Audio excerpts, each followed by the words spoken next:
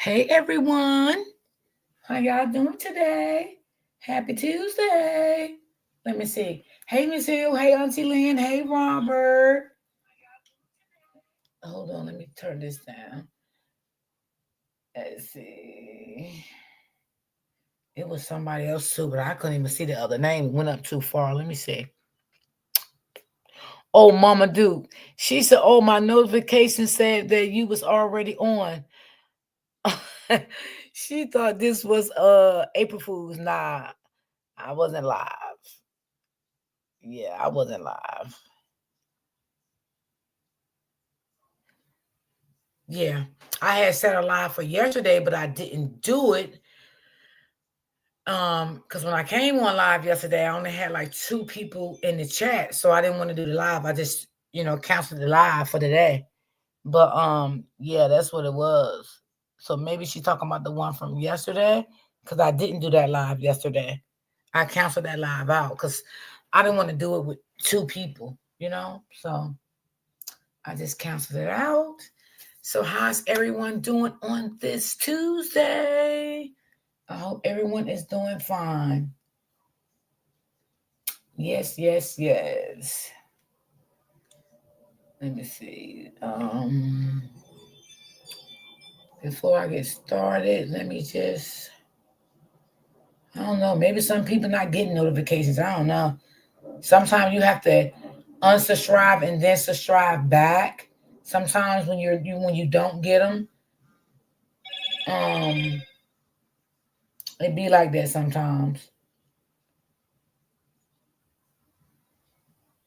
So let me just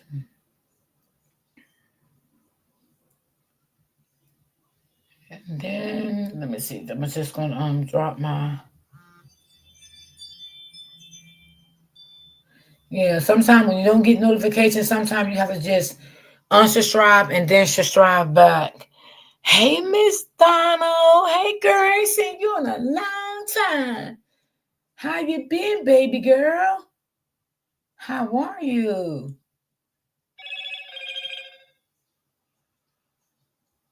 Let me see one.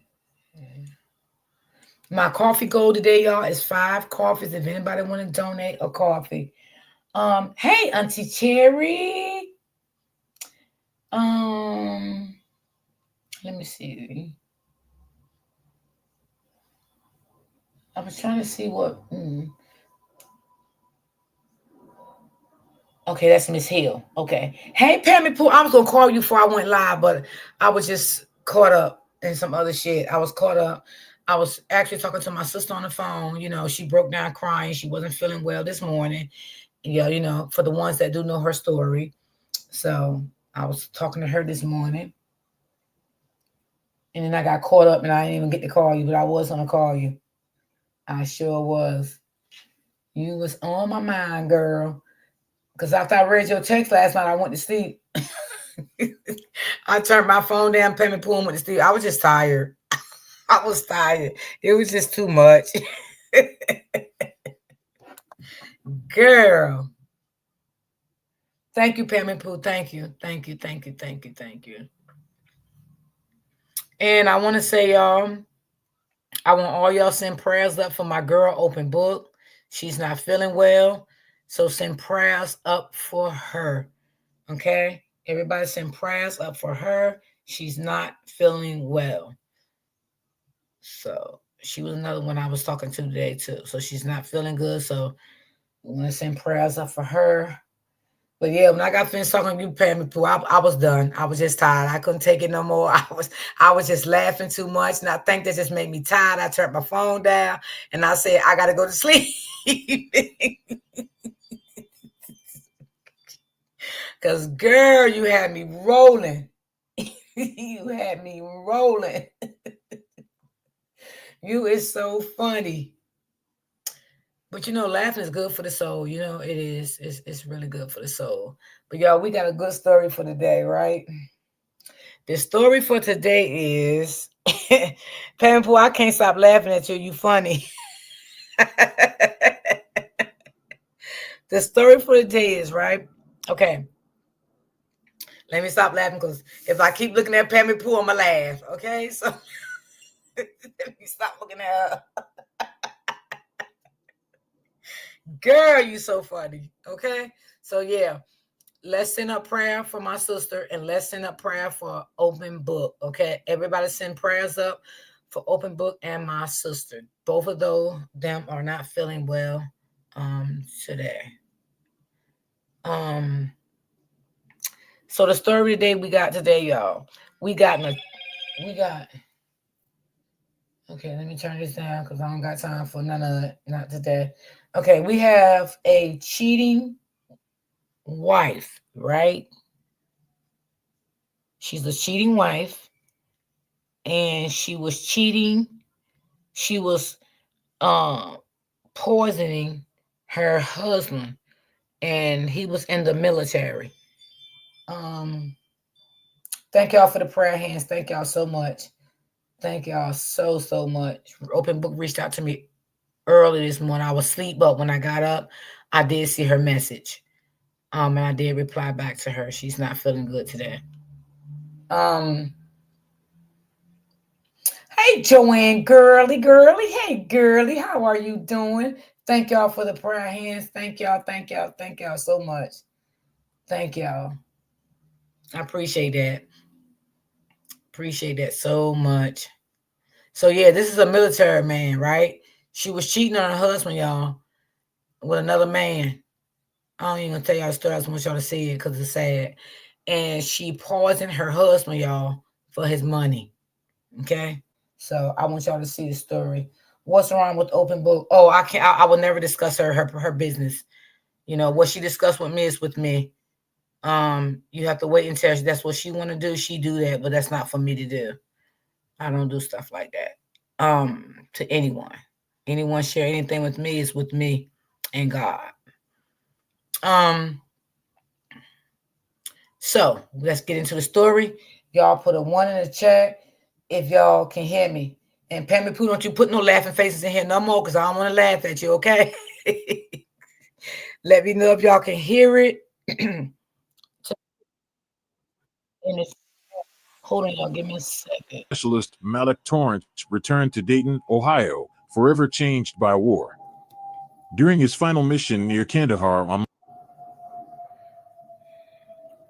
Get ready to defy expectations with Optimum's 100% fiber internet network. The best, fastest, and most reliable internet. Tap into the ultimate power for relationship, though they maintained separate bedrooms when visitors were expected. Most residents of Sycamore Drive were too consumed with their own struggles to question the inconsistencies in Alicia's narrative. The neighborhood, once solidly middle class, had deteriorated following the closure of the nearby manufacturing plant in 2015. Many homes stood vacant, and those still occupied housed families working multiple jobs to avoid foreclosure. The social fabric that might have prompted closer scrutiny of a neighbor's unusual circumstances had frayed considerably. However, Cedric Waller, a 48-year-old former Marine Corps sergeant who had served in Operation Iraqi Freedom, lived directly adjacent to the Thompson-Morrow residence and maintained the vigilant observation habits developed during his military service.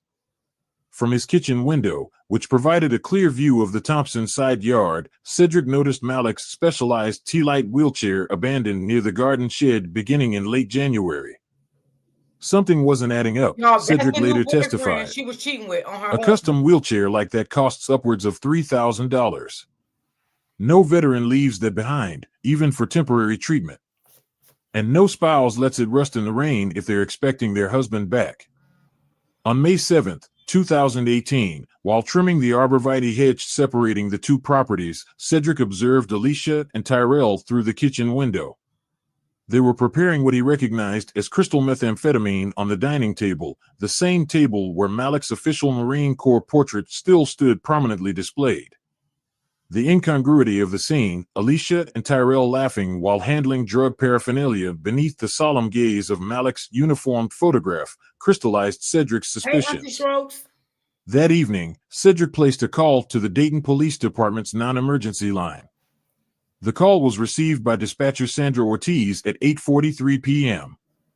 In the recording, Cedric can be heard calmly requesting a welfare check for a disabled Marine veteran who hasn't been seen in approximately 3 months, while his benefits continue to be collected. I served with guys like Malik, Cedric explained to Ortiz. Men who sacrificed everything for this country. Something's wrong here. His wheelchair's been sitting out in the elements since January. His wife's got a new man living there. And I haven't heard Malik's voice or seen him since winter. This isn't right. Thompson's 38-year-old living girlfriend of 2 years answered the door after the third knock. Officer Rutherford immediately noted her disheveled appearance and the overwhelming smell of alcohol mixed with what he later described in his report as an excessive amount of cheap perfume, as if attempting to mask another odor. Mercer's speech was noticeably slurred, and she had difficulty maintaining her balance while speaking with the officers. When questioned about Thompson's whereabouts, Mercer claimed he had been transferred to a Veterans Affairs medical facility in Virginia for specialized treatment related to his service injuries. When Officer Gonzalez requested the specific facility name, Mercer became evasive, first claiming she couldn't remember, then suggesting it might be somewhere near Richmond. Her inability to provide basic details about this supposed transfer immediately raised red flags for both officers. Something wasn't adding up, Officer Gonzalez later testified. She couldn't tell us when he'd left, how he'd traveled there, or when she'd last spoken with him. These weren't difficult questions for someone who actually knew where their partner was. The officers requested permission to enter the residence, which Mercer reluctantly granted. Inside, they discovered conditions that Detective Samuel Wilson would later describe as consistent with severe substance abuse and neglect.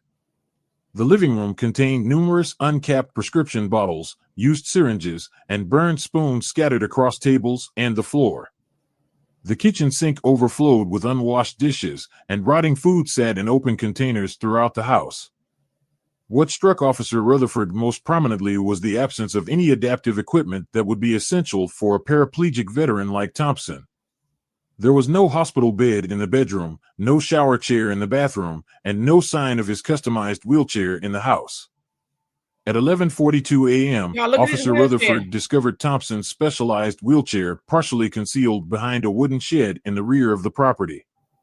The chair, custom fitted for Thompson's specific injuries sustained during his service in Iraq, was damaged and contained dark stains that appeared consistent with dried blood.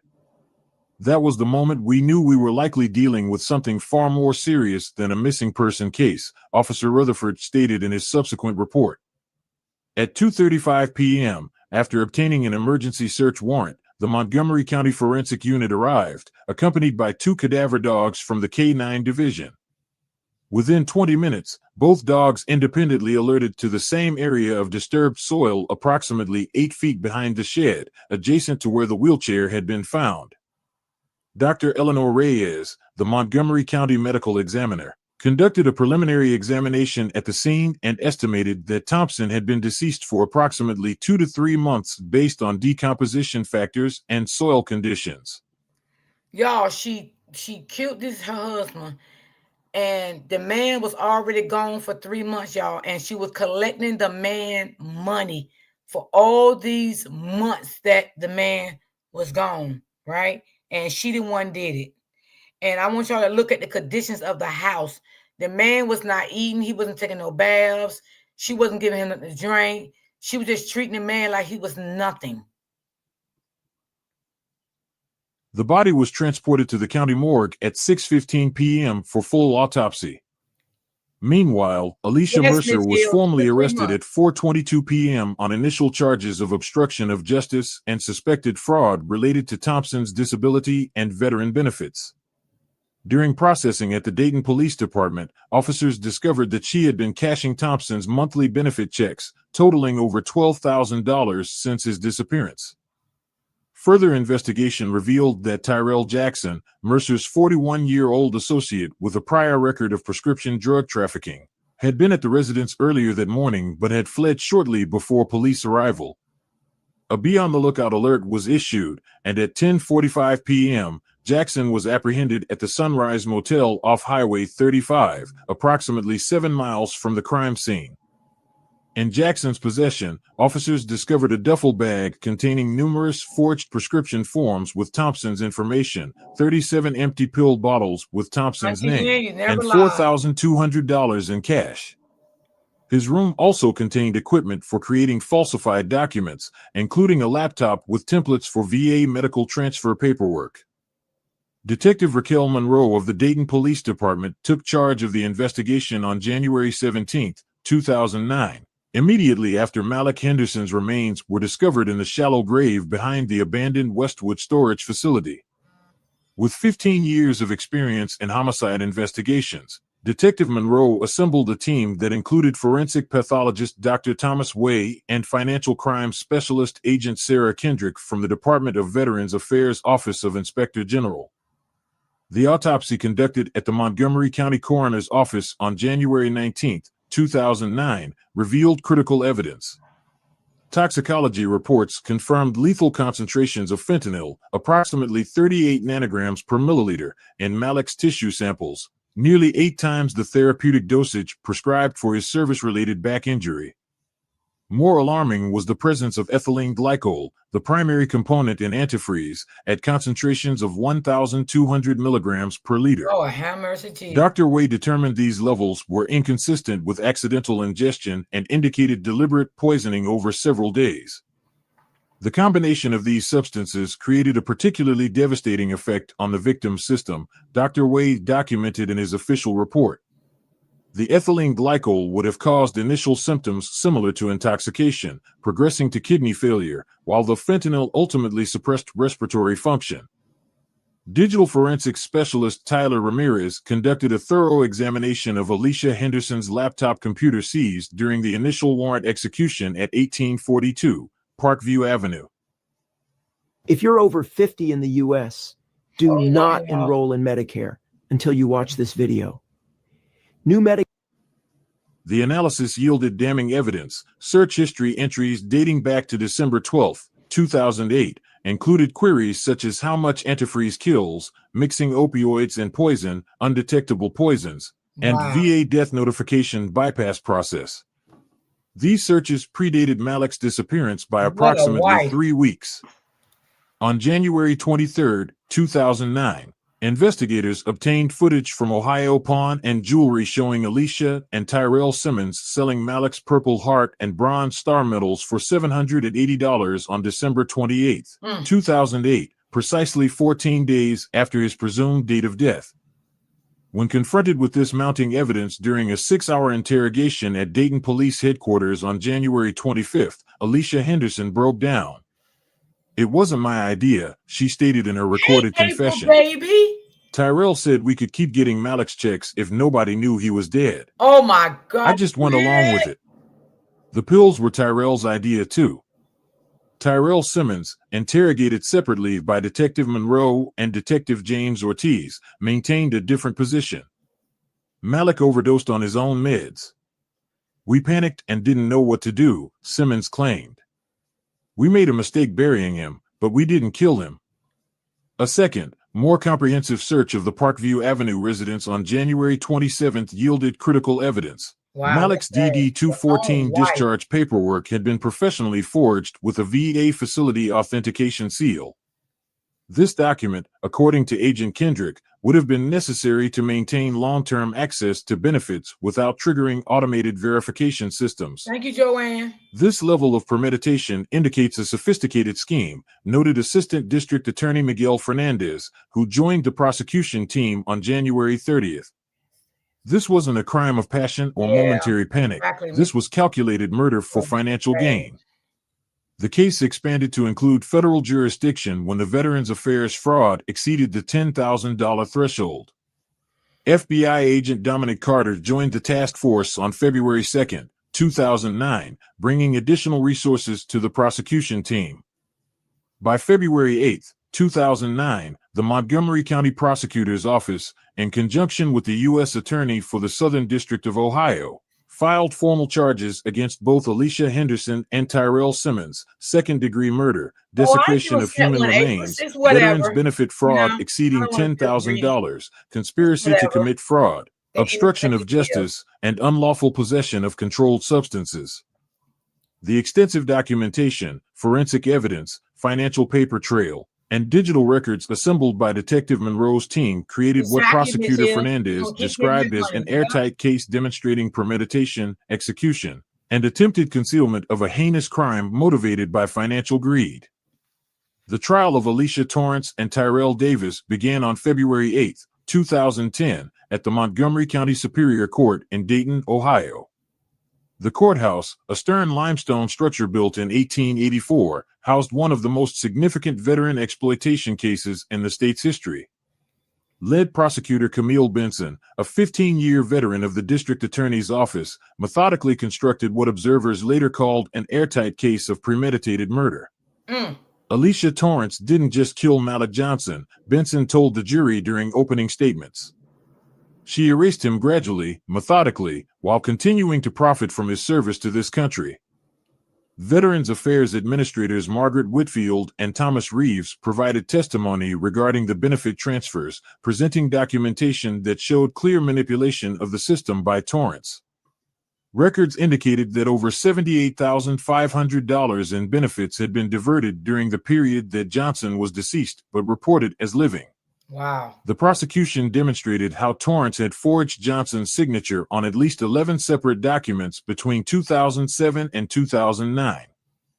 Several neighbors from the Pleasant Hill communities testified about Johnson's gradual disappearance from public life and the increased presence of Davis at the property.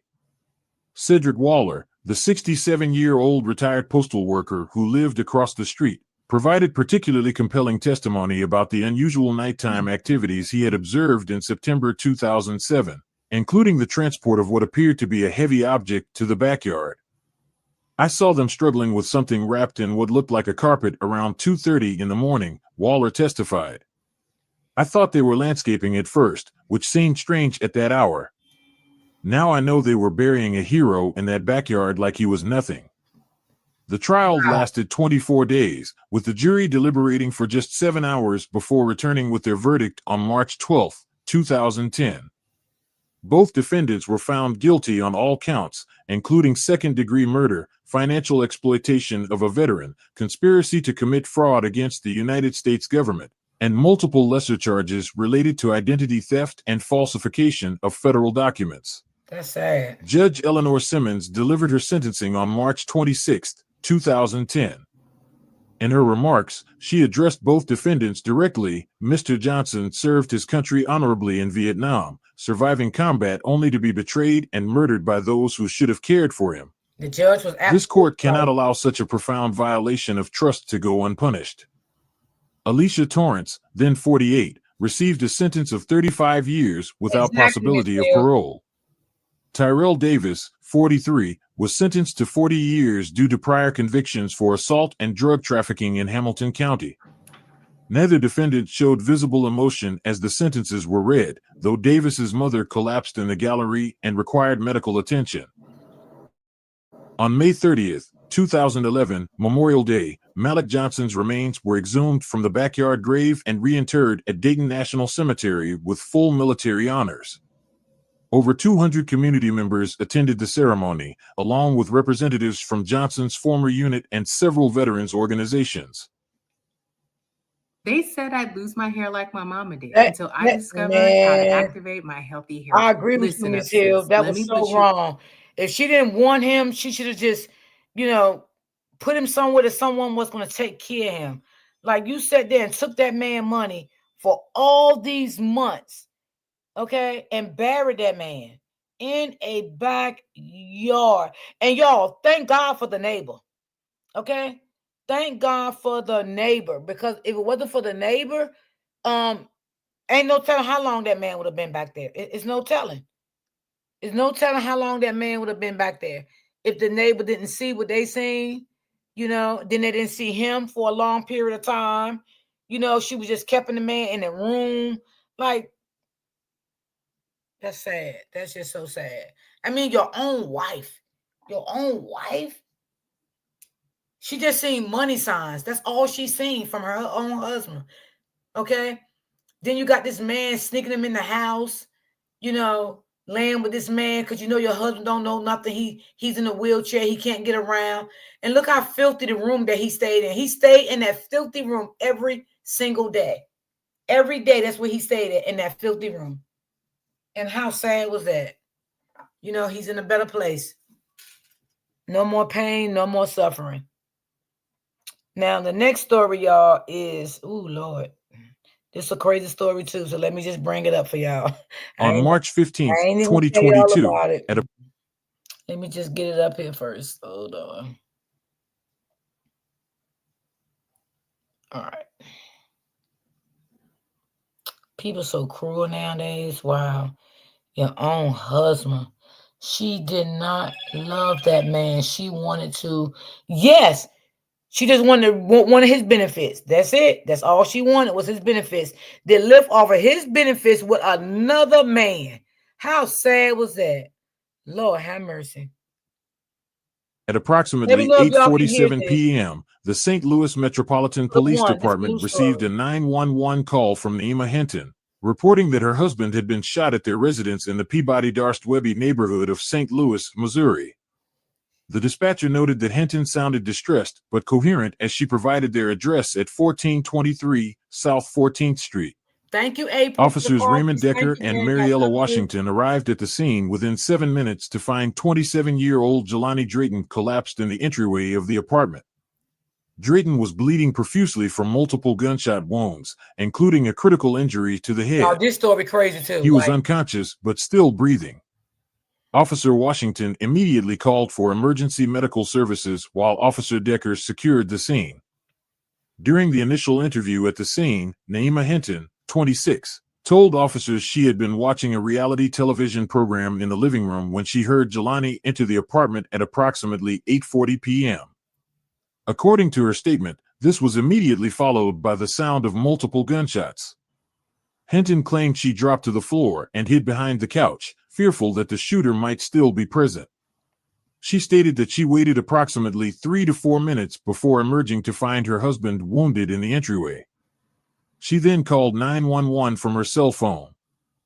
Paramedics from the St. Louis Fire Department arrived at 9:02 p.m. and found Drayton with 6 distinct gunshot wounds, 2 to the chest, 1 to the abdomen, 2 to the left arm, and 1 to the right temple. The emergency medical team stabilized him at the scene before transporting him to Barnes Jewish Hospital, where he underwent emergency surgery. The trauma surgeon, Dr. Vivian Cho, later reported that despite the severity of his injuries, particularly the head wound, Drayton had survived the initial surgery but remained in critical condition. Detective Keyshawn Germain arrived at the scene at 9:25 p.m. and took charge of the investigation. His preliminary examination of the apartment revealed no signs of forced entry at either the front door or windows. The apartment appeared relatively orderly, with no indication of a struggle or ransacking. Before we dive deeper, let us know in the comments where you're watching from. We'd love to hear from you. And don't forget to hit that subscribe button so you never miss any of our upcoming videos. Detective Germain directed the forensic team to collect blood samples from the entryway, 6 9mm shell casings found within a 5-foot radius of where Drayton had fallen, and to dust for fingerprints on the door handle and surrounding surfaces. During a more extensive interview with Detective Germain, Naima Hinton reported that her husband's wallet, which typically contained between $50 to $100 in cash, was missing. She suggested this indicated a robbery but could not identify any other items that appeared to be stolen. No firearm was recovered at the scene, supporting the likelihood that the shooter had taken the weapon upon departure. The trajectory of the bullets, based on preliminary analysis by forensic technician Rafael Moreno, suggested the shooter had been standing approximately 4 feet from Drayton when firing. Officers canvassed the neighborhood, interviewing residents in adjacent apartments and nearby buildings, but no witnesses reported seeing anyone suspicious entering or leaving the building around the time of the shooting. Several neighbors confirmed hearing what they believed to be gunshots, but had not looked outside, a response that officers noted was not uncommon in areas where gunfire might be heard with some regularity. Background information gathered by Detective Germain revealed that Jelani Drayton had been employed as a warehouse worker at Gateway Distribution Center for the past 9 months, earning approximately $32,000 annually. Naima Hinton worked as a part-time licensed practical nurse at Mercy Hospital, bringing in roughly $28,000 per year. The couple had been married for 1.5 years after dating for 6 months. They had met through mutual friends at a barbecue in Forest Park during summer 2020. Naima disclosed to Detective Germain that they had been experiencing financial difficulties since Jelani's layoff from his previous position as a sales manager at Meridian Office Supplies in early 2022, a casualty of downsizing during the COVID-19 pandemic. His current warehouse position paid significantly less than his former salary of $58,000. This financial strain had reportedly caused tension in their marriage, though Hinton denied any serious conflicts. During the interview, Hinton also mentioned that Jelani had taken out a $250,000 life insurance policy in January 2022, at her urging, with Naima listed as the sole beneficiary. She explained this decision as responsible financial planning, particularly given their precarious economic situation. On March 15, 2022, a shooting that would soon captivate the attention of St. Louis law enforcement occurred, leaving Jelani Drayton fighting for his life. To understand the full scope of the investigation, one must first examine the relationship between Jelani and his wife, Naima Hinton Drayton.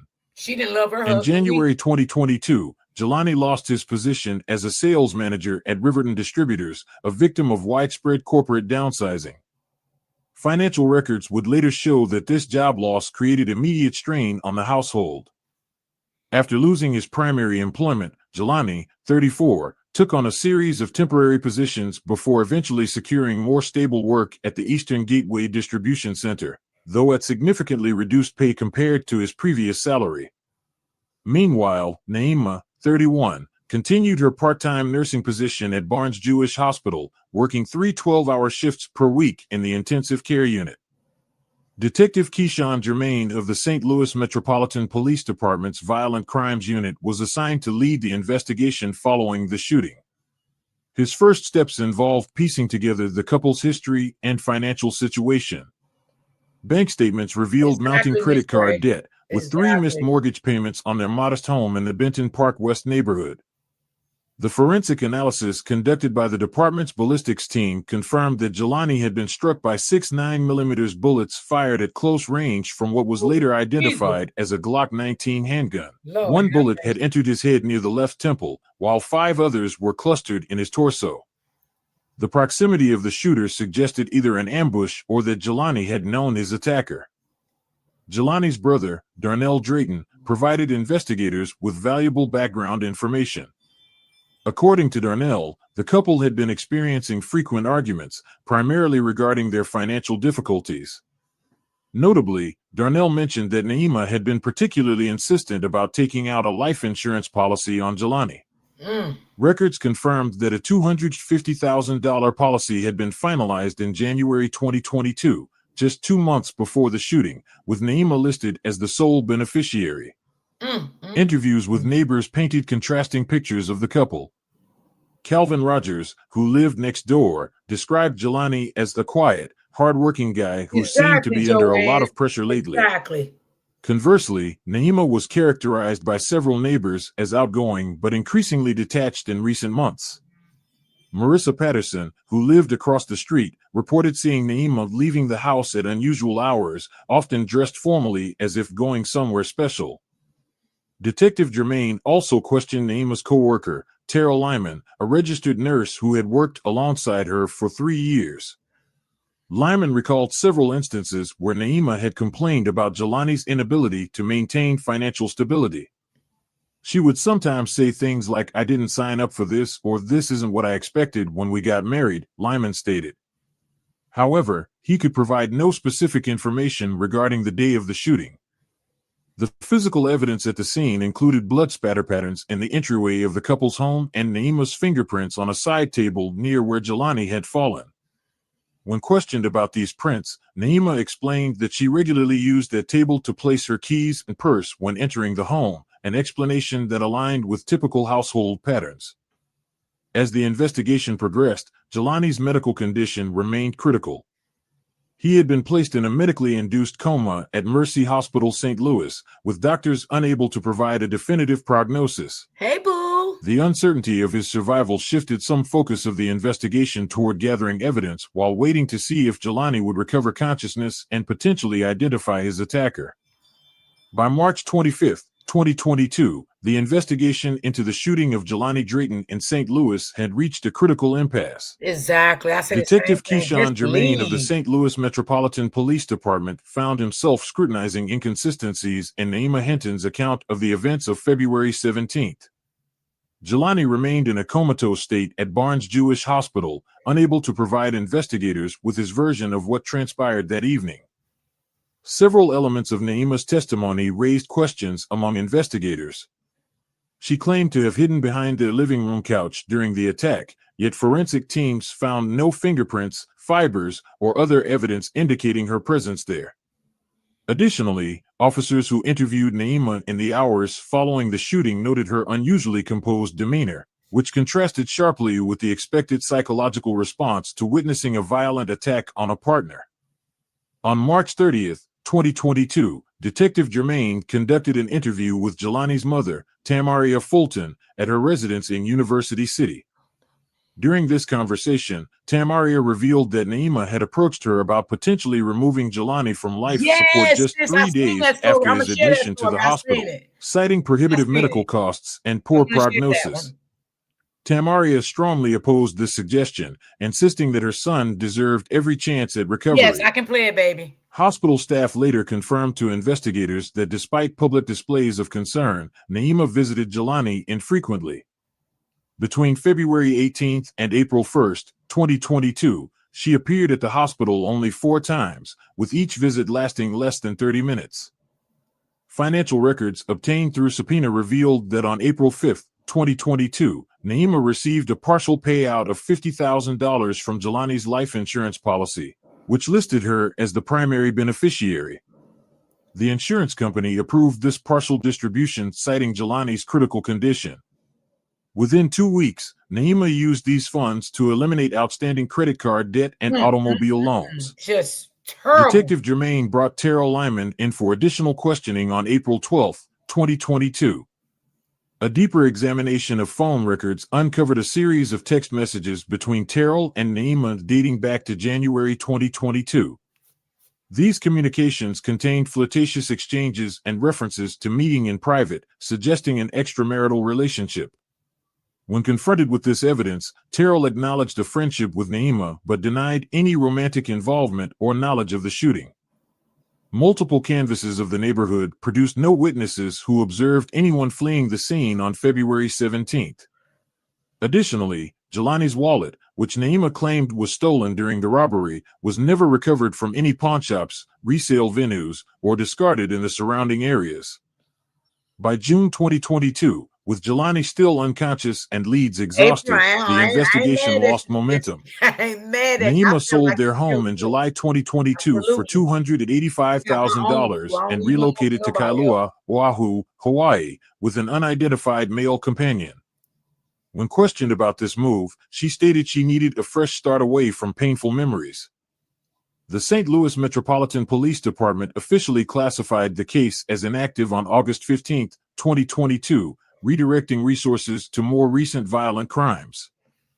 On December 12, 2022, medical staff at Barnes Jewish Hospital in St. Louis, Missouri, documented an unexpected development in the case of Jelani Drayton.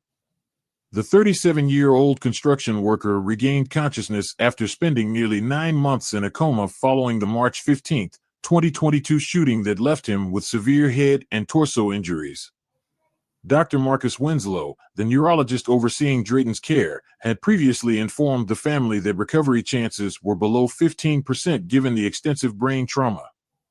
Tamaria Fulton, Drayton's 58-year-old mother, had maintained a consistent presence at the hospital since the incident. Absolutely, Joe. Hospital records indicate she visited her son 6 days per week, often bringing personal items and speaking to him despite his unresponsive state. Nursing staff noted that Fulton frequently played recordings of Drayton's favorite jazz albums during these visits. Following his emergence from the coma, Drayton began an intensive rehabilitation program under the supervision of Dr. Eleanor Reed, a specialist in traumatic brain injury recovery. Medical records show Drayton initially struggled with basic motor functions and experienced significant speech impairment. By March 2023, after 3 months of daily physical and speech therapy, he had regained partial mobility and could communicate with short sentences, though he continued to exhibit right-side weakness and occasional aphasia. During this recorded interview, Drayton, still visibly weakened and using a walker, provided his first account of the shooting. He stated that his wife, Naima Hinton, 34, was the person who shot him as he entered their home on Page Avenue after returning from his night shift. Drayton described hearing Hinton call his name before seeing her holding a handgun. According to his statement, the first bullet struck his head, followed by 5 more shots to his torso as he collapsed to the floor. I remember her standing over me, Drayton told Detective Germain in the interview transcript. She watched me bleed for maybe 10 minutes before calling 911. When questioned about why he hadn't shared this information with authorities earlier, Drayton explained that he feared no one would believe him given his wife's respected position as a procurement specialist at Mercy Hospital. He had disclosed the information only to his mother upon regaining sufficient speech capabilities. Fulton then informed him that Hinton had sold their home for $285,000 in July 2022 and relocated to Hawaii with her fitness instructor, Terrell Lyman, 29.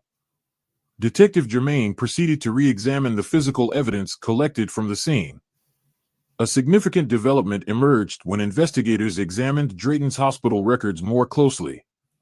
On May 15, 2022, when Drayton was still comatose, a security camera in his hospital room captured Hinton visiting alone at approximately 2:17 a.m. The footage shows her checking the hallway before approaching Drayton's ventilator and disconnecting it for approximately 47 seconds. Nurse Kanaya Tavon entered the room during a routine check, immediately reconnected the device, and documented the incident as a possible equipment malfunction in the medical log. Insurance documents obtained through subpoena revealed that Hinton had received a $50,000 preliminary payment from Drayton's life insurance policy, with the remaining $450,000 contingent upon his death. The policy, purchased 6 months before the shooting, listed Hinton as the sole beneficiary. Drayton, according to his mother's later statement to authorities, became increasingly fixated on what he perceived as a betrayal by his wife. While appearing to focus on his rehabilitation to family members, he secretly made arrangements to travel to Hawaii. Cell phone records show he purchased a one-way ticket to Honolulu on June 12, 2024, using a prepaid credit card. He informed his physical therapist he would be taking a break from rehabilitation sessions. On June 20, 2024, Honolulu Police Department officers responded to a call from a neighbor reporting a disturbance at Hinton's apartment on Kalakaua Avenue. They discovered Hinton's body in her living room. The medical examiner's report documented the cause of death as manual strangulation, with defensive wounds on her hands and arms. DNA analysis identified skin cells under Hinton's fingernails matching Drayton's genetic profile.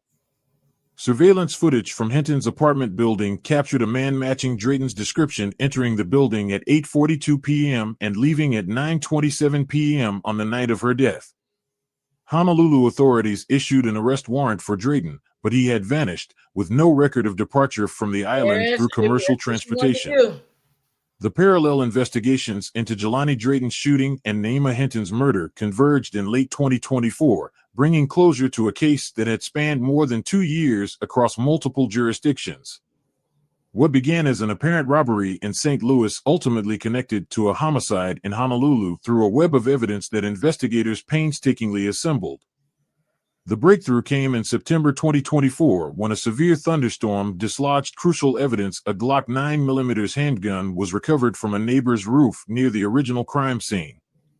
Forensic analysis confirmed it was the weapon used in Jelani's shooting, with 6 bullets matching those removed from his body during surgery. More significantly, the gun bore Naima Hinton's fingerprints. Further investigation revealed that Terrell Lyman, an associate of Naima's with a minor criminal record, had illegally purchased the firearm through a straw buyer arrangement at a gun show in Illinois in January 2022. When confronted with the evidence, Lyman provided a sworn statement confirming that he had given the weapon to Naima several weeks before the shooting as part of their plan to stage a robbery and file a fraudulent insurance claim. She needed money badly, Lyman stated in his official testimony.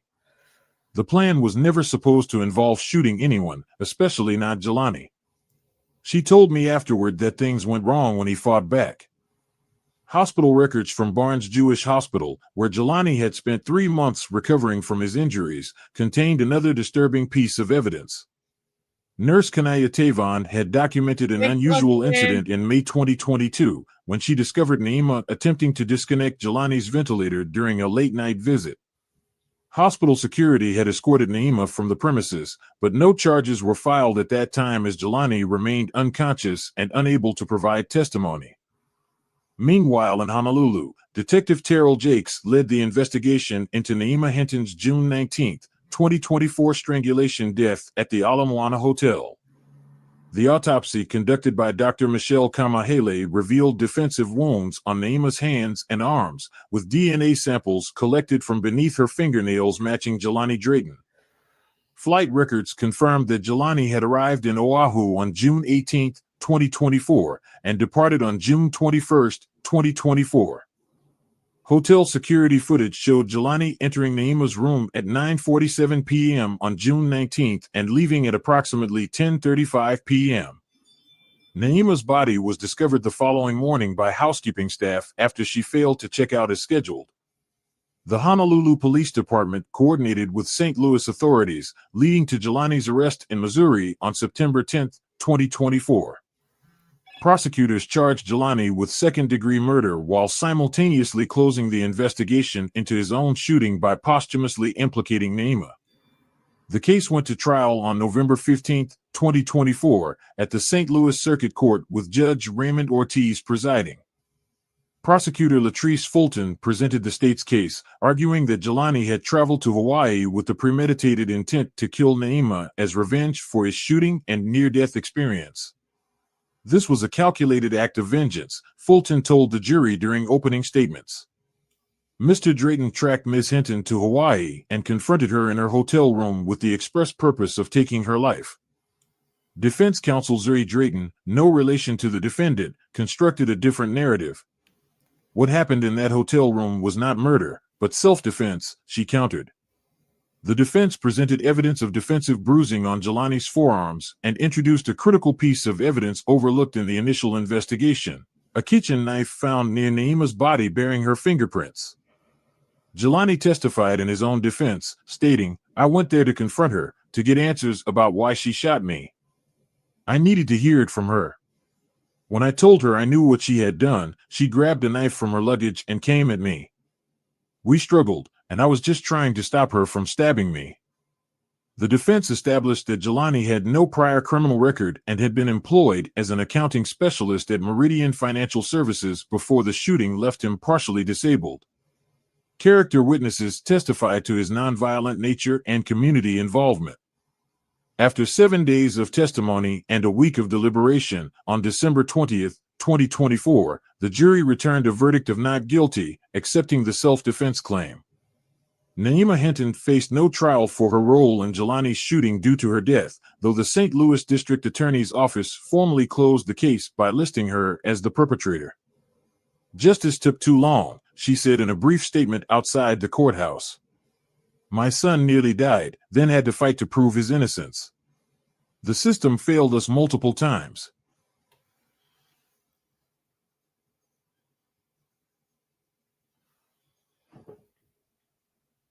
Okay, y'all. On October 18, 2020, custodian Darnell Watkins arrived at Shiloh Baptist Church on 7th Avenue North in Birmingham, Alabama, to prepare for Sunday service. Following his usual routine, he entered the main hall and headed to Pastor Leroy Jackson's office, a compact space off the sanctuary, to check the day's schedule. Upon opening the wooden door, Watkins froze in shock. Pastor Jackson, 54, lay slumped over his desk, with blood pooling on the surface. Okay, y'all, this is not the one I wanted y'all to hear, no. Okay, that other one was over. But you see that he didn't get no time for doing what he did to her. He didn't get no time at all for doing what he did to her because of what they looked at, what she did to him.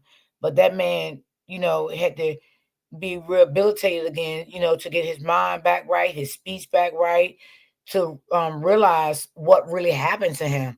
So that's probably why, he didn't get no time. But that's crazy when your own wife would do things like this to you. Like that is crazy. Like if you married and things is not going well, I mean, if you don't want a divorce, just separate. You go your way and she go her way or whatever. But unaliving your husband or your wife is never the answer. Okay? Because I always say if it's kids involved, they're going to lose. Because kids can go into foster care, and they be mistreated there. Every foster home is not good, because everybody may not have a family to take those kids. So think about your kids when you think about doing things like that. Like rephrase your mind. Think about your children. If I do this, the mom gonna be gone, the dad gonna be gone. What will happen to our children? Think about things like that. I'm just being real. Now this other story is I'm gonna play this story because it was just a request for me to play this story. But I have not seen this story, y'all. One of my supporters in the chat just requested for me to play it. So I'm going to play it. But I never seen this story because sometimes I told y'all I look at stories before I play them. In case y'all ask me any questions. But this story here, she just requested me to play it. So I never seen this story. So let me just... On September 15, 2015, the Eudora Police Department in Eudora, Arkansas received a missing person report concerning 30-year-old Nia Okonkwo. The report was filed by 65-year-old Saad Balagan, who worked at Best Nails Salon located across from Nia's workplace. Saad became concerned after noticing that Eudora Reads, the small library Nia managed, had remained closed for 2 consecutive days, something completely out of character for the reliable librarian. Nia lived with her husband, 35-year-old Keyshawn Balagan, a local butcher who owned Balagan Meats on Main Street.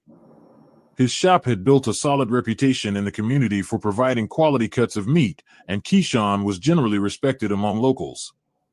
The couple had been married for 10 years after meeting while studying at the University of Arkansas at Pine Bluff. Despite their long marriage, they remained childless due to Nia's ongoing health issues that prevented conception, a circumstance that had reportedly created tension in their relationship according to several close friends later interviewed by investigators. When questioned by police, Keyshawn stated that Nia had left on September 13th to visit her mother in neighboring Mississippi. To verify this alibi, officers immediately contacted Nia's mother, 58-year-old Latrice Okonkwo, who contradicted Keyshawn's story, confirming she had neither seen nor spoken to her daughter recently. This discrepancy immediately raised red flags for the investigating officers. Officer Derek Pullman and Detective Sandra Martinez visited the couple's 1,800-square-foot home on Oak Street to conduct a preliminary investigation. They discovered Nia's 2012 Honda Civic parked in the driveway, which contradicted Keyshawn's claim that she had traveled to Mississippi. Inside the house, officers found Nia's smartphone on the bedside table. Digital forensics later revealed the phone had last been active on September 12, approximately 24 hours before her alleged departure. His story just didn't add up from the beginning, Detective Martinez later stated in court testimony. When a spouse goes missing and the partner shows minimal concern, that's usually our first indicator something isn't right. Given these suspicious circumstances, Chief of Police Randall Wilkins made the decision to treat the case as a potential homicide rather than a simple missing person case. The department immediately mobilized a search team to comb the surrounding areas while simultaneously deepening their investigation into Keyshawn. Before we dive deeper, let us know in the comments where you're watching from. We'd love to hear from you. And don't forget to hit that subscribe button so you never miss any of our upcoming videos. A warrant was quickly obtained to thoroughly search both the Balagan residence and Keyshawn's butcher shop. The Shickett County Sheriff's Department was called in to assist with the investigation, providing additional officers and forensic resources that the small Eudora Police Department lacked. Sheriff Thomas Reeves assigned his best deputies to aid the search, understanding that the first 48 hours in a missing person case are the most critical. Meanwhile, Detective Martinez conducted a more intensive interrogation of Keyshawn at the police station. Throughout the 3-hour interview, Keyshawn maintained his story that Nia had left voluntarily to visit family, despite the mounting evidence contradicting his claims. He suggested that perhaps Nia had changed her plans without informing him, though he couldn't explain why her car remained in the driveway or why she would leave without her phone. By the evening of September 15th, the search had expanded to include volunteers from the community. Thank you, April. Nia, born on March 12, 1985, in Jackson, Mississippi, met Keyshawn Balogun, born on September 4, 1980, in Eudora, Arkansas, during their college years at the University of Arkansas. After a 2-year courtship, they married in June 2005 in a modest ceremony attended by family and close friends. The couple seemed to establish themselves well in Eudora. In 2010, Nia realized her dream by opening Eudora Reads, a small library located on Maple Street that quickly became a community fixture. The single-story brick building with large windows housed approximately 5,000 books, and Nia worked there alone, managing inventory, organizing shelves, and hosting weekly reading events for children and monthly book clubs for adults. Keyshawn, meanwhile, had opened Balogun Meats in 2008, a butcher shop on Main Street that developed a reputation for quality products. His business employed 3 people and served approximately 200 regular customers from Eudora and surrounding communities. Medical records obtained during the investigation revealed that Nia had been diagnosed with polycystic ovary syndrome in 2007, which significantly reduced her chances of conceiving. After 3 unsuccessful years of fertility treatments, the couple decided in 2010 to focus on their respective businesses instead. This decision appeared amicable at first, with both partners channeling their energies into professional growth. However, by early 2013, the Balogun-Okonkwo household began showing signs of significant strain. According to statements provided by regular customers at Balogun Meats, Keyshawn's demeanor changed noticeably that year. John Winters, a 64-year-old retired teacher who visited the shop weekly, told investigators he used to joke around with everyone. Then something changed. He became short-tempered, even with longtime customers. The investigation uncovered disturbing details about the deteriorating relationship through interviews with Nia's mother, Latrice Okonkwo, a registered nurse at Jackson Memorial Hospital. Latrice revealed that on July 18, 2013, Nia had called her in tears, explaining that Keyshawn had struck her during an argument about her late work hours. A similar incident occurred on February 4, 2014, when Keyshawn allegedly pushed Nia against a wall after finding birth control pills in her purse, despite their attempts to conceive previously. Police reports confirmed these incidents were documented but showed that Nia had declined to press charges in both cases, telling officers she just wanted things to calm down. Financial records examined by investigators showed that in 2014, the couple began maintaining separate bank accounts, another indication of their growing estrangement. Text messages recovered from Nia's phone revealed that by mid-2014, she had started regularly refusing physical intimacy with Keyshawn, often citing exhaustion from work or migraine headaches as reasons. What Keyshawn remained unaware of throughout this period was Nia's pattern of infidelity.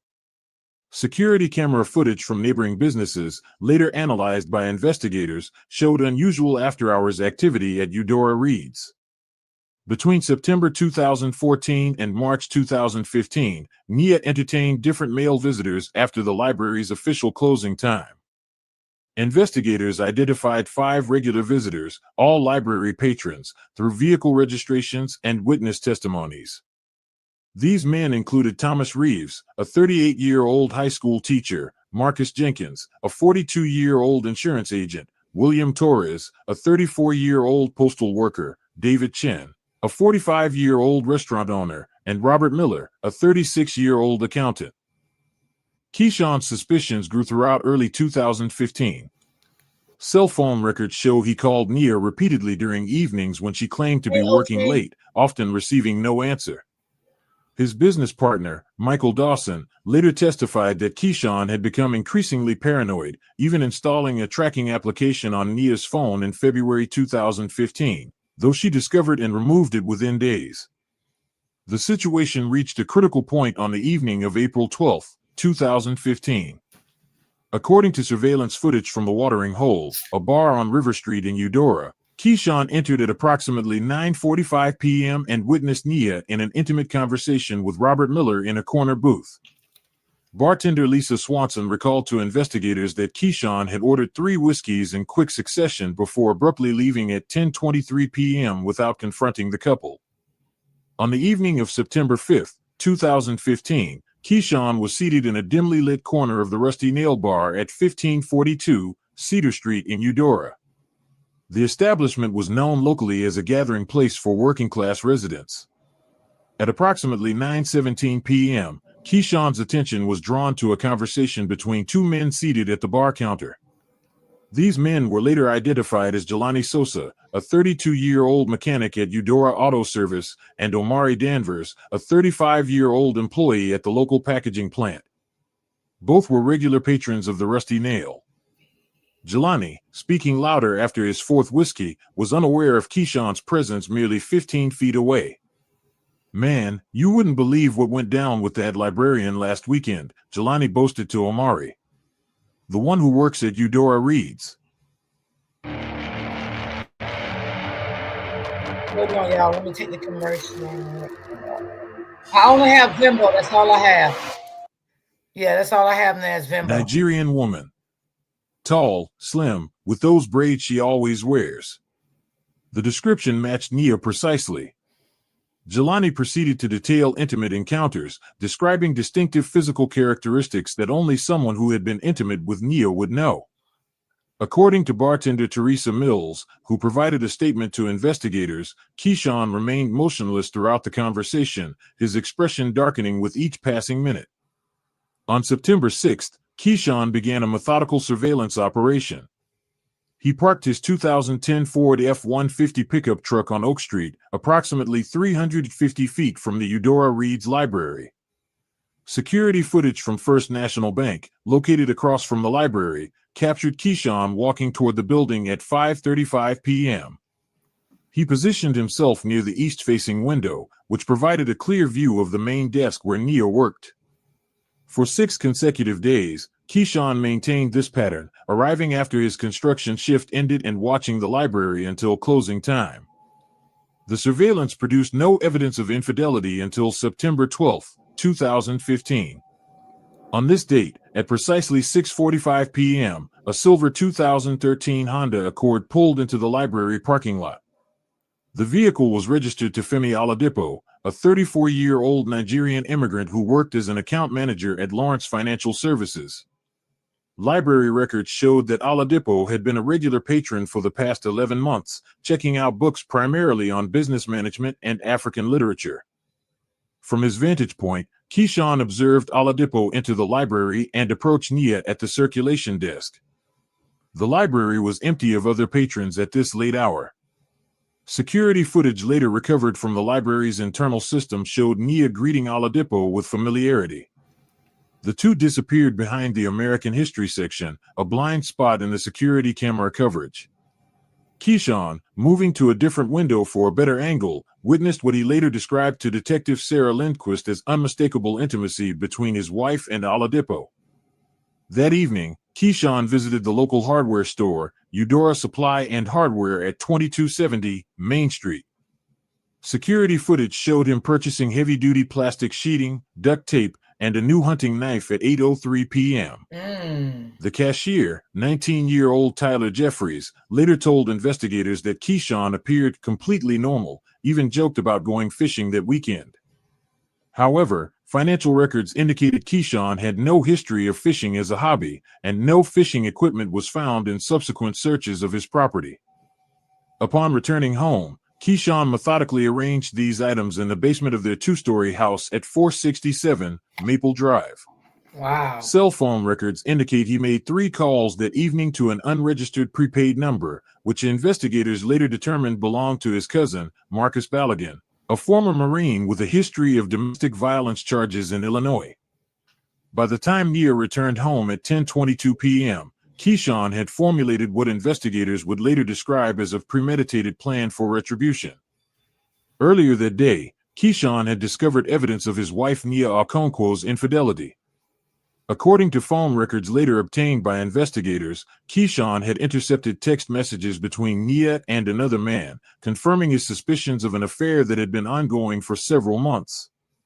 Detective Sarah Langford, who led the investigation, stated that Keyshawn had methodically planned his actions rather than acting in a moment of rage. The evidence shows that Balogun purchased additional plastic sheeting that afternoon from Hodges Hardware. The store owner confirmed the purchase, and security footage shows him appearing calm and collected, Langford noted in her testimony. Phone records indicate that Nia, a 38-year-old nurse at Eudora General Hospital, arrived home at approximately 11:30 p.m. after working a late shift. Upon entering their residence at 1423 Magnolia Drive, she found the house darkened.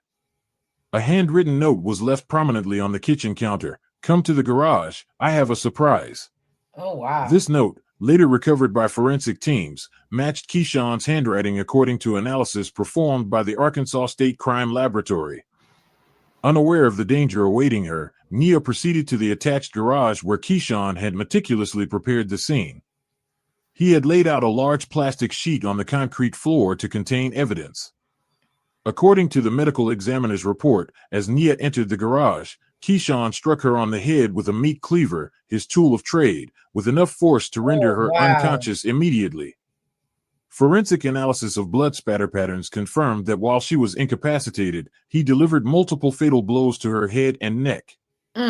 What followed demonstrated the calculated nature of the crime. Keyshawn, who had worked as a butcher for over 20 years, utilized his professional skills to dismember Nia's body directly in their garage. Wow. The medical examiner, Dr. James Whitman, stated that the precision of the cuts indicated someone with extensive knowledge of anatomy. Yeah. The dismemberment was performed with professional skill, separating flesh from bone in a manner consistent with butchery techniques, Dr. Whitman testified during the trial.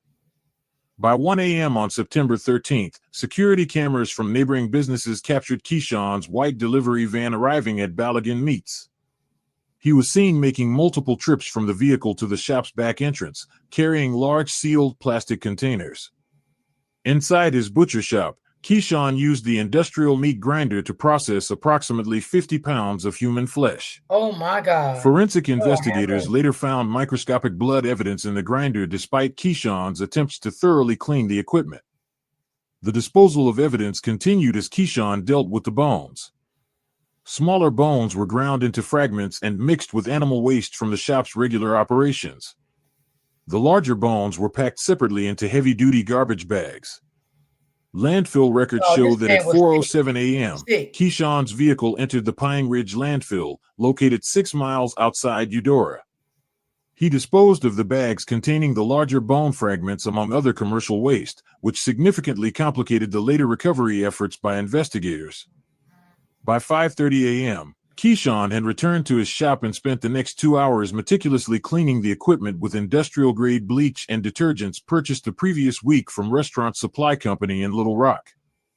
This premeditated purchase of cleaning supplies would later serve as further evidence of his planned actions. On the morning of September 13th, Balogun Meats opened for business as usual at 8 a.m. In what prosecutors would later describe as an act of unprecedented depravity, Keyshawn placed the ground meat made from his wife's remains in the display case, labeled as fresh beef mince, and sold it to unsuspecting customers throughout the day.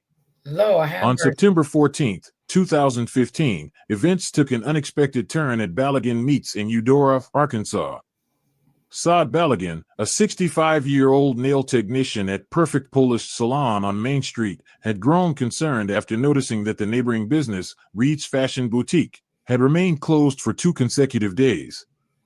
Saad, who had been a loyal customer at Balogun Meats for over a decade, decided to visit the shop that Monday afternoon around 3:15 p.m.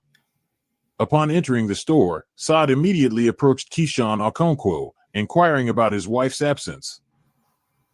"I haven't seen Nia around. Is everything okay?" she asked. Keyshawn, appearing calm and collected, explained that Nia had gone to visit her mother in Biloxi, Mississippi, due to a family emergency. He mentioned she would likely be away for at least another week.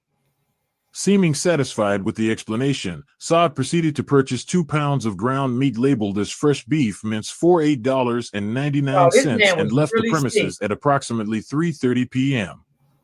Later that evening, at her residence on 214 Lakeside Drive, Saad began preparing dinner. As she formed hamburger patties from the ground meat, she made a horrifying discovery at 6:42 p.m. Embedded within the meat was a broken human fingernail with a distinctive purple geometric design. Oh my God. Having performed Nia's manicure herself just a week prior on September 7th, Saad immediately recognized the nail's pattern and unique shape as belonging to Nia Reed's Okonkwo. Detective Marcus Holloway of the Eudora Police Department later recounted, Ms. Balogun's statement indicated she felt physically ill upon realizing what she had found. She knew immediately something was wrong because she had specifically created that nail design for Mrs. Reed's Okonkwo and had even taken a photo of the finished manicure for her salon's social media page. At 7:04 p.m., Saad contacted the Eudora Police Department. Officers Timothy Garcia and Leanne Washington responded to the call, arriving at Saada's home by 7:23 p.m. They documented the scene, photographed the meat and fingernail, and carefully collected both as evidence. The officers sealed the items in sterile containers and transported them directly to the Arkansas State Crime Laboratory in Little Rock for urgent analysis.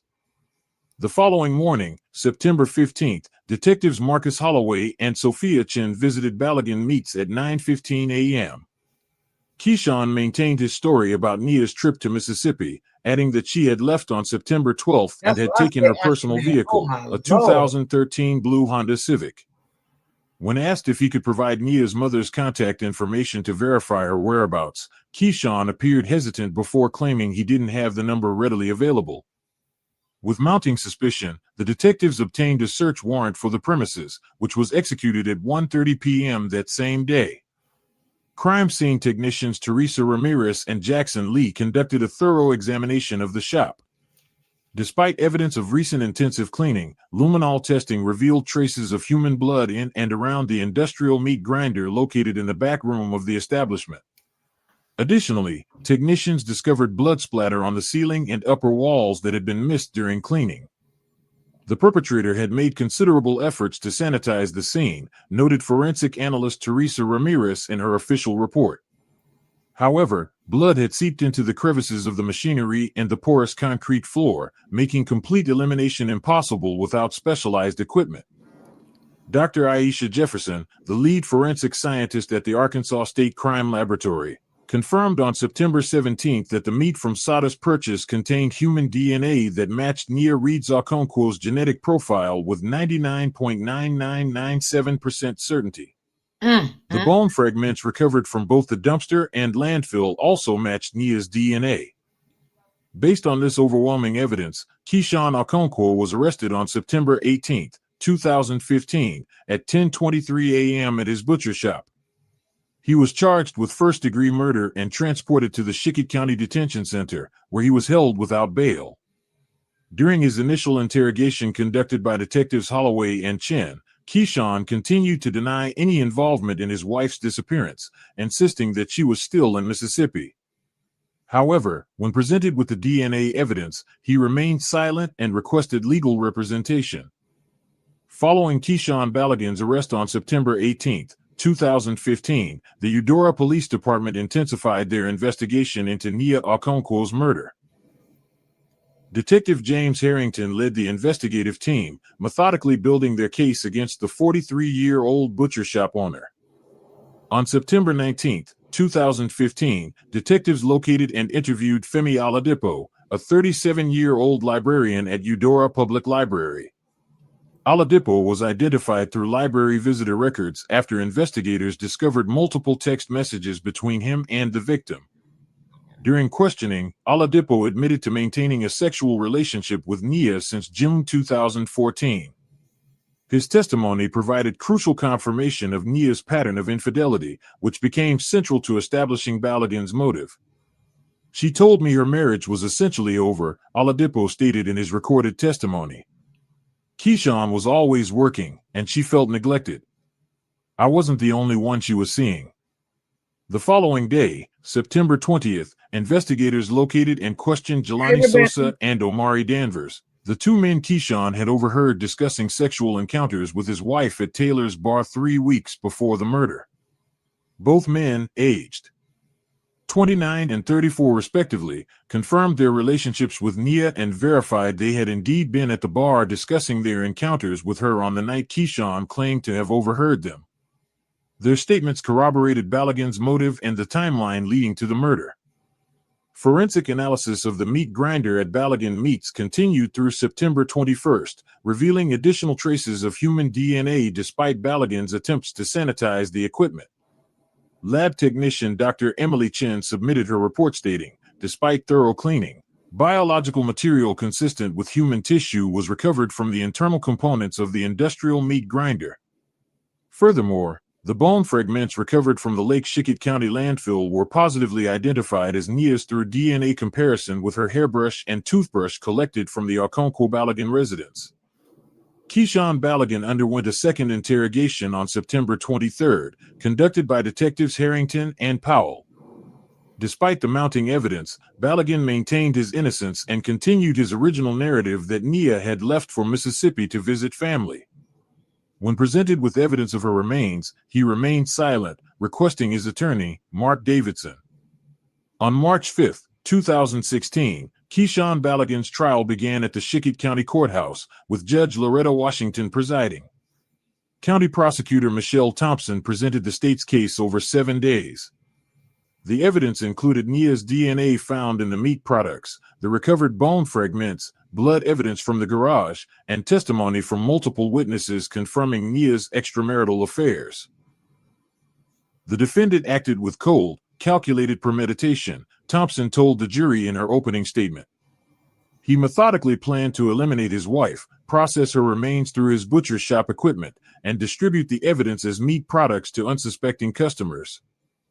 Defense attorney Davidson attempted to argue that Keyshawn had acted in a fit of passion after discovering his wife's multiple infidelities. However, the premeditated nature of the crime, luring Nia to the garage with a note, preparing the plastic sheeting, dismembering her body, and then selling her remains through his business, undermined the defense's claims of a crime of passion. On March 20, 2016, after 2 days of deliberation, the jury returned with a unanimous guilty verdict, convicting Keyshawn Balogun of first-degree murder. During the sentencing phase on March 22, Judge Washington sentenced Balogun to death by lethal injection, stating that the heinous and calculated nature of the crime warranted the maximum penalty. Throughout the trial and even at sentencing, Keyshawn Balogun never admitted guilt or expressed remorse for Nia's murder. His only statement to the court was, "The truth will eventually come out." Keyshawn Balogun remains on death row at the Varner Supermax unit in Arkansas, with his appeals process ongoing. Exactly, Rebecca. That man took that lady body, they cut it up, they cook. Oh my God. A police chief is accused of some of the most egregious.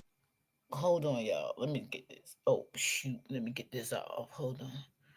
I'm like, what in the world? Disgusting behavior you can imagine, especially. Hold on. Law, y'all, you right, Rebecca. You don't know what you're eating. You don't. That just made me like, God damn.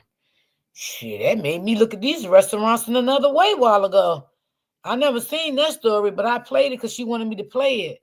But that made me, I don't know.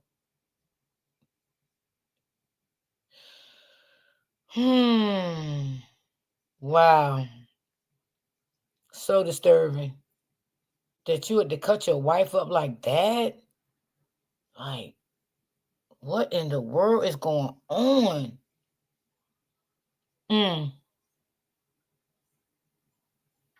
Okay, yeah, let me see.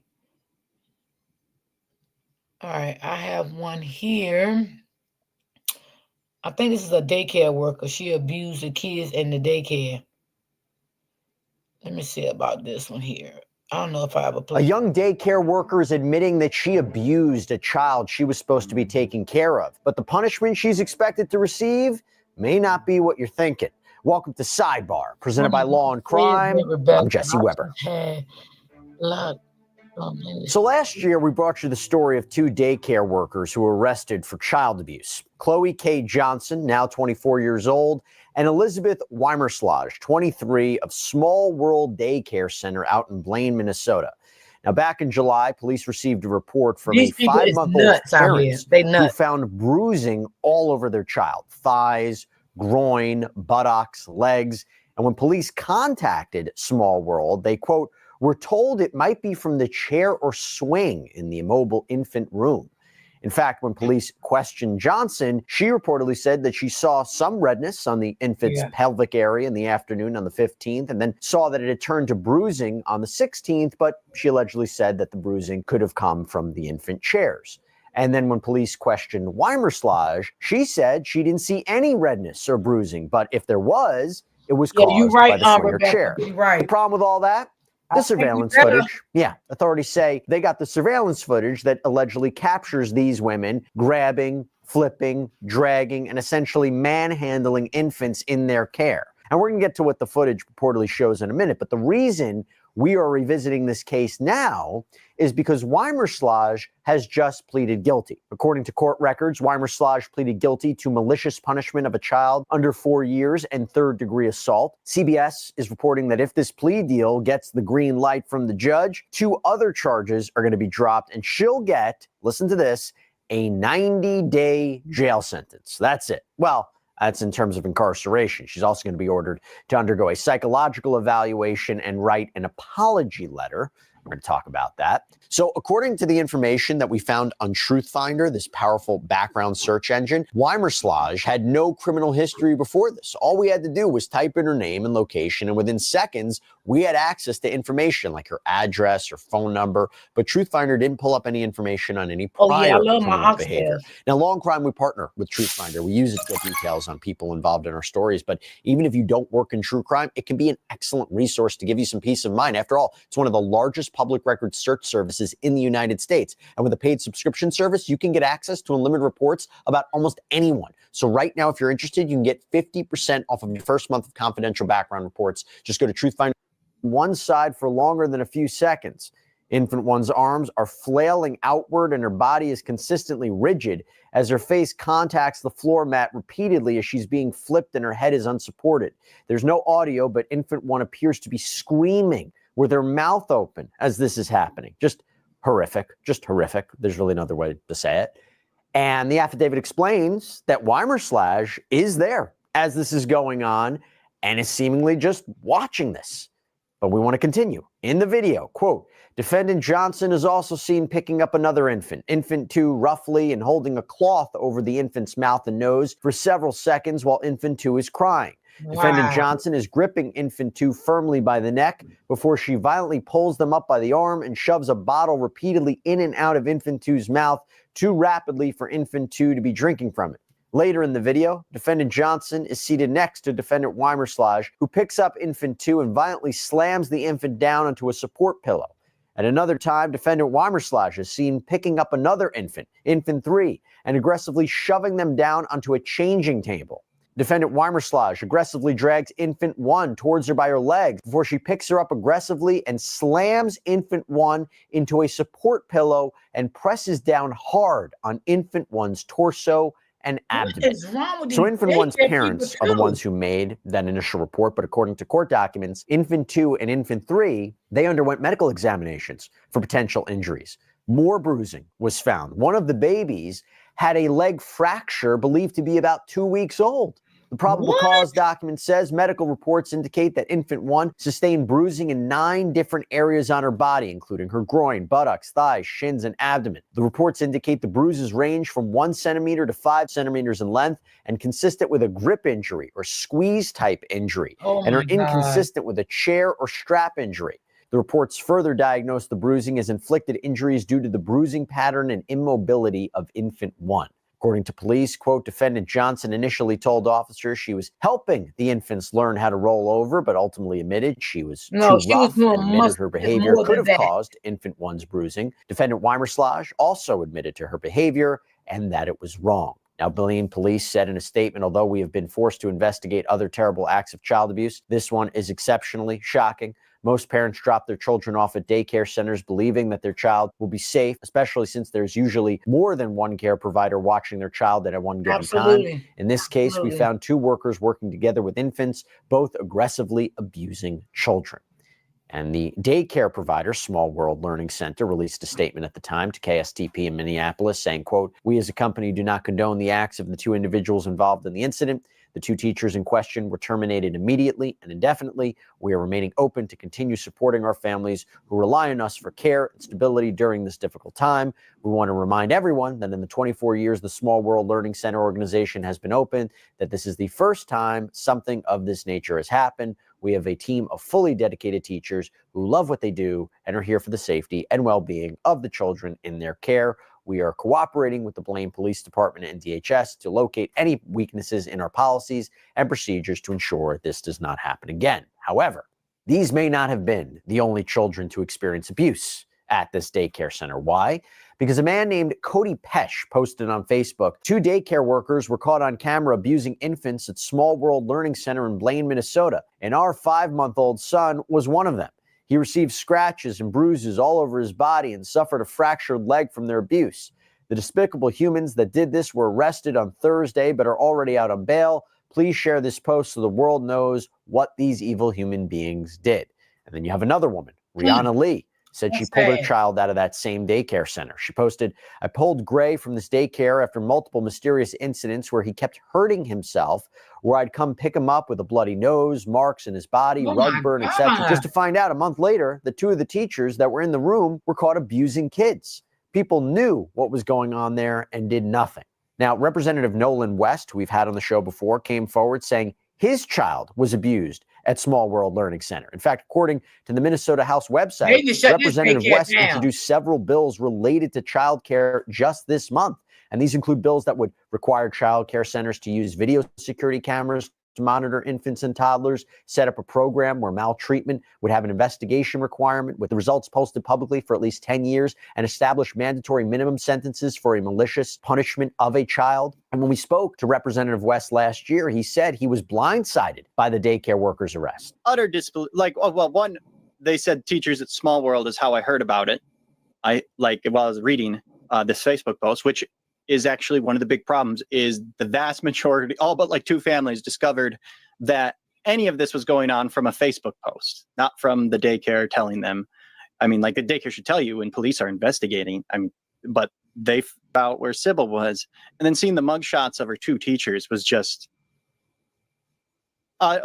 even while reading it, I didn't immediately assume. Well, especially because one of them seemed so nice and lovely, honestly. And yeah, we did. Then you saw it and it was completely flabbergasting. Yeah, I couldn't believe it. Now, Weimerslage will be sentenced on May 16th when the judge will decide whether to uphold the sentencing conditions of the plea deal she made. Johnson's case still ongoing. She has a hearing now for May 13th. But we had an opportunity to sit down with Ashley Narr, managing partner at the Button Law Firm that actually focuses on daycare abuse. Take a listen. Ashley, thank you so much for coming on. It's good to see you. I guess the best place to start is, since we haven't really spoken about it, overall thoughts on this case. I mean, how often do we see something like this, and particularly in your profession? Well, thank you for having me, Jesse. First and foremost, as soon as I heard about this case, shock, absolute shock. What happened here is every working parent's worst nightmare, because parents have the right to expect that when they put their kids in daycare, they will be kept safe, nurtured, and most importantly, they will never be subjected to this type of abuse. And I mean, the court records in this case show that the prosecutor's office has evidence of months of abuse by these caregivers against what they identify as potentially 10 different children, dating back as far as October of 2023. Months before these even ever came to light. Now, assuming that those court records are accurately reflecting that timeline and the shocking amount of children that were impacted by this, what we have here is a classic case of a daycare hiring bad caregivers, failing to train them on how to handle children, and most obviously, a daycare continuously failing to supervise their employees. It's a systematic failure of this daycare and allowing this to happen to kids that they were hired to keep safe. There wouldn't be a case here, though, if we didn't have surveillance footage. Would that be fair to say? I mean, first of all, you're dealing with victims who can't speak for themselves, right? And you're also, that footage is the strongest piece of evidence you would have at a case. I mean, if you didn't have the surveillance footage, would we be even talking about this? Jesse, it is frightening to imagine what else could have happened here if there wasn't footage. Surveillance cameras are the best thing to happen to child safety in daycares. They protect the children, and in this case, they hold the daycare accountable when they endanger a child. And we always recommend to parents that they only use daycares with surveillance footage in all classrooms all the time. Daycares without footage make it much more difficult to prove exactly what happened to a child and why. And that's especially true when they try to avoid responsibility with a cover-up, like lying or blaming something else for what caused the injuries. And what's scary is, despite this daycare having surveillance cameras, we know from the case records that when the parents came to this daycare asking why their kid had bruising on their lower half of their body, the daycare tried blaming it on something else.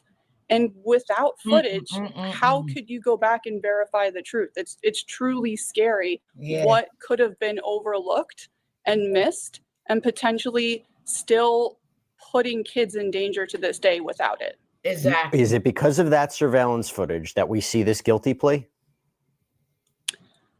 Honestly, Jesse, in cases like this, taking a plea agreement and pleading guilty is very common. When a criminal defendant is facing really strong, irrefutable evidence, such as surveillance footage like this, but also the medical records that actually show the injuries that these kids suffered, and an outraged community. Pleading guilty can be a part of the defendant's strategy in attempt to minimize the consequences that they would have faced if this had gone to trial. Okay, so these are babies. I imagine that in this case, she likely considered the potential outcome of a jury finding her guilty after watching that surveillance footage of what the court documents state is showing her personally harming these kids, but also sitting by and watching the kids be harmed by her co-teacher and not doing anything to step in and intervene and stop this abuse. And so her plea of guilty allows her to plead guilty to 2 of the charges while the other ones get dropped and avoid a full-blown criminal trial with all of that evidence coming out to light. And I mean, she was looking, our estimate, right, was the maximum sentence for each count was 5 years in prison. So maybe you would even looking at double digits in prison if she was ultimately convicted. At least that's our assessment of what the sentencing range was. But you look at the sentence here, 90 days in jail. Does that seem sufficient? Let's start there, because obviously there's more components to it, like the apology letter and the psychological evaluation. But let's take it piece by piece. You think that incarceration period is sufficient? Child abuse is a serious crime, plain and simple. There is absolutely no excuse for it in daycares or anywhere. And so according to the court records that we've looked at, she was facing up to 5 years in jail for the different felony counts. And then she had one gross misdemeanor account that's going to be dropped with this plea agreement that she's entering into. But it's important to remember that as of now, the plea agreement has not yet been accepted by the court. That's going to happen at the sentencing hearing. And that's when the full range of what it is she's facing is truly going to come to light. What we do know as far as what's on the table right now is that in exchange for pleading guilty for those 2 charges, dropping the other 4, she's going to receive 90 days in jail, and then also will likely receive some sort of probation sentence thereafter that is decided by the judge after the judge considers what's called a pre-sentencing investigation report. And so that report is going to help aid the court in outlining more details related to her sentencing, such as the length of probation that she might face after she completes the 90 days in jail, as well as any other additional requirements like mental health related services, completing community service hours, those types of parameters and details that we just don't know yet. At the end of the day, she gets to avoid facing potentially serving 5 years or more and going to trial to end up with a guilty conviction. Now, is it enough? I mean, is it truly enough? I don't believe it is. No, I don't believe it is at all. It's not. Well, Not an for what she did to apology, them babies. right? The apology letter. Is that unusual? And what does that look like? Yes, Rebecca.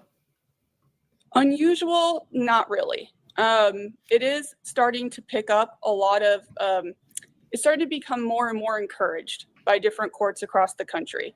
And that's because remorse and apology are such powerful forces in everyday life. I mean, Jesse, it goes back to what we learn as kids when our parents make us say sorry for our everyday wrongs. It's a practice that jurisdictions encourage, especially in cases like this. And so Minnesota, they allow and encourage letters of apology in the criminal context because they humanize the crime. They force the defendant to face the parents, admit that she mistreated these kids, acknowledge the injuries and the pain that she caused, and take responsibility for the harm, not just on the kids, but on their families and the community as a whole. I mean, as an attorney that handles daycare and child injury cases, all too often I hear from parents that what they really want is the person and the daycare to accept responsibility, to say that they are sorry, to ensure that it will never happen again. And so the defendant making this public apology to parents is just one piece of that, but it can be really powerful for families. And I think that the court recognizes that in this case. Now, the other component of this is the psychological evaluation. What can we expect from that? Like, look how you hurt them. So when a defendant wants to plead guilty, in most jurisdictions, they require what is called a pre-sentencing investigation. And this investigation is typically spearheaded by the probation department in that state. And it involves a really thorough review of the case, including the charges alleged, the evidence that the prosecutor's office had against the defendant. It incorporates the impact on the victims, of course, but it also details things about the defendant personally, including their psychological and mental health. And so the psychological evaluation is part of that process. It helps paint a picture for the court about who this defendant is and potentially why she did what she did.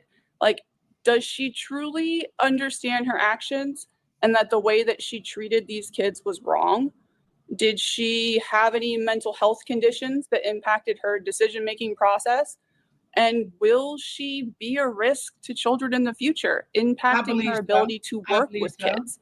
And so the court will use that report, including the psychological evaluation, to determine those details of her sentencing. And what it can lead to, ultimately, is certain things that she has to complete during her probation portion or during her incarceration, such as mandatory mental health counseling, classes maybe on prevention of child abuse and neglect is something that I see often. And potentially it could lead to her never being able to work with children again. It's ultimately up to the judge in this case as far as what the judge deems necessary and fair and just. And I mean, these specific requirements, including that psychological evaluation, it's going to be tailored to this defendant, to this case, and hopefully those requirements will help make sure that she can never do anything like this again to any other child. You said this defendant, which brings me to this point. Johnson is still on the hook. Her case is still moving forward with a hearing in May. Why hasn't she pled guilty yet? And the fact that Weimerslage has pled guilty, does that affect Johnson's case? So again, why do you believe Johnson hasn't pled guilty? And how do you believe Weimerslage pleading guilty will affect Johnson's case? Well, each criminal defendant is going to approach this with their own strategy, their own considerations in mind. While the evidence seems to overlap in the sense that this footage shows both of these caregivers mistreating these children, mishandling them, and causing lifelong consequences, The records that we see now, they're currently unclear about that. We can only guess as to why she hasn't pled guilty. But a lot of different things are at play. You have the prosecution's office making their deal, putting their deal on the table. You have the defense attorney accepting or coming back with their own idea and their own deal. Then you have the court at the end of the day that's going to have to approve anything that is presented to them. So in terms of why she hasn't pled guilty yet, one can only guess. In terms of the likelihood of her pleading guilty in the future, same thing as Wemerslage. I mean, pleading guilty in these types of cases is very common, and it's a way to minimize the potential consequences that a criminal defendant will face if the case goes to trial and all of this evidence comes out to light before the public.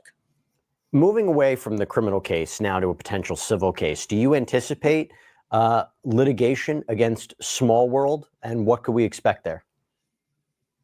Now, Jesse, I don't know the mindset of the parents and the families involved at this time, but in a civil lawsuit, there is definitely a potential case against the daycare. Everything we know from the criminal case, like the surveillance footage showing what happened here, to the medical records showing the actual injuries, that is just the beginning. In my experience, the reason why families bring civil cases against daycares is because they are looking for the why.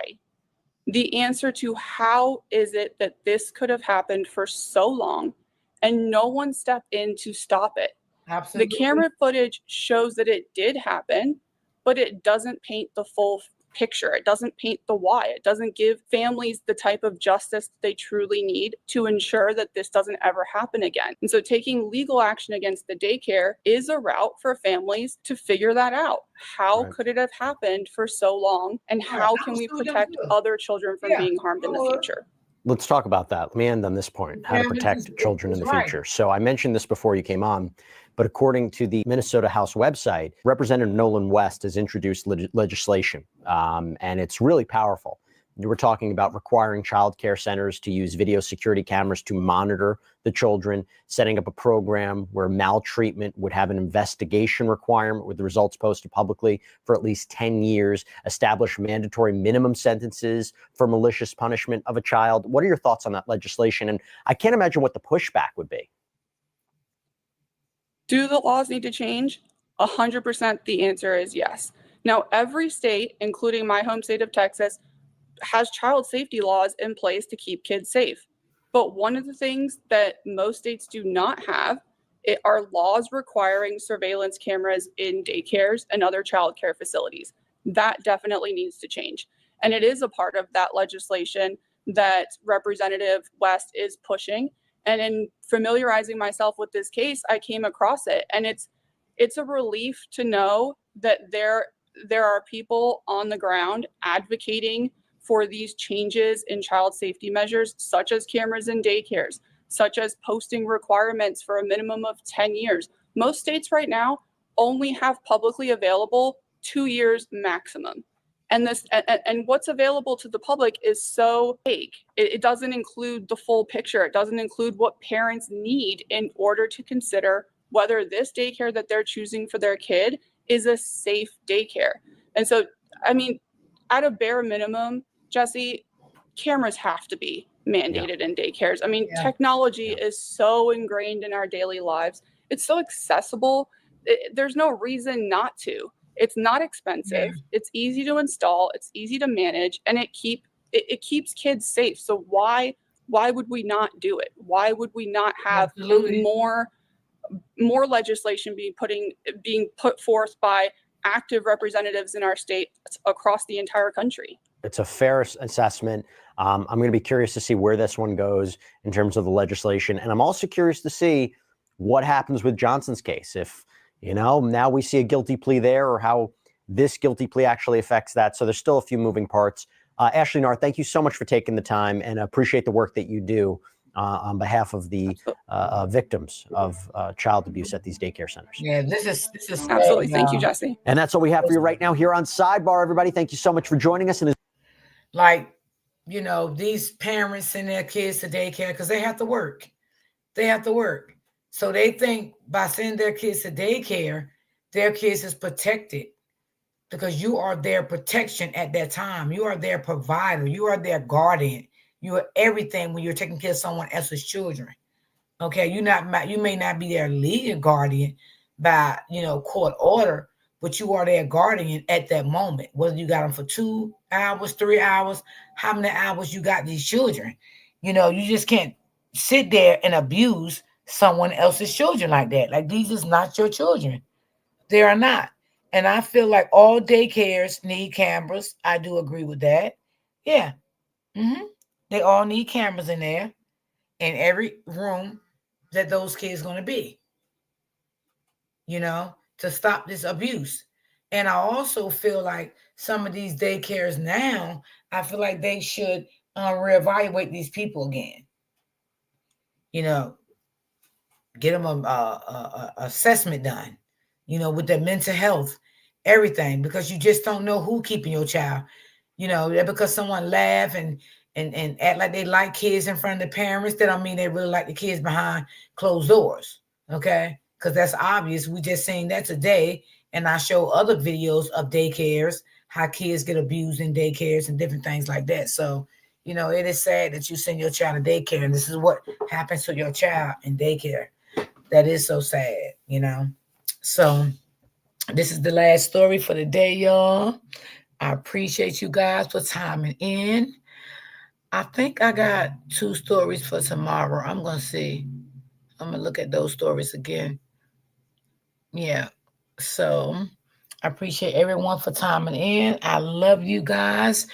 You guys be blessed. Always remember to keep God first.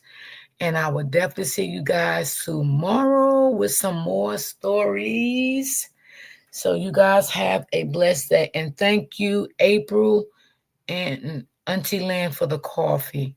I appreciate you too. Thank you, thank you, thank you, thank you so much. And I will see you guys tomorrow. You guys have a good afternoon. Peace and love.